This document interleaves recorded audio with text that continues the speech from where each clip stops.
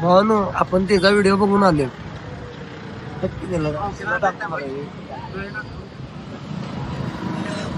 त्या व्हिडिओ बघून आपण खायला आलोय. बघूया भावाचं बारकाय ते वयानं, तर भावाची क्वालिटी बघूया आणि लिहू देऊ. भावानं बघू शकताय आपलं आलंय आपण ऑर्डर केलेलं. हे खातो आणि याच्याबद्दल खरा खोटा रिव्ह्यू देतो भावानं.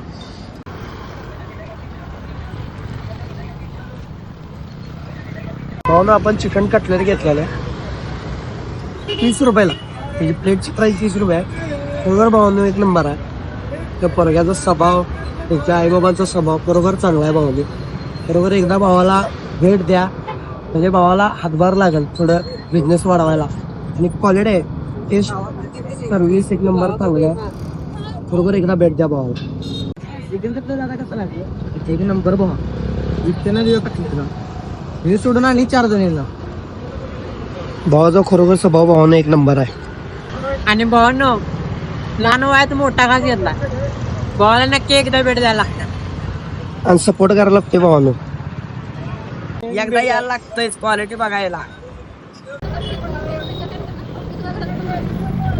भावानं जरा स्पॉट पासून आपण थोडं लांब आलोय. त्यांच्या आई वडिलांशी आपण बोललो.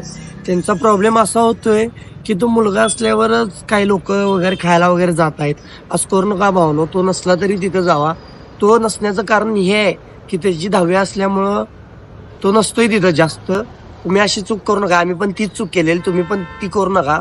आणि त्या स्पॉटला व्हिजिट द्या आणि त्यांच्या छोट्याशा बिझनेसला हातभार लावा आणि सपोर्ट करा.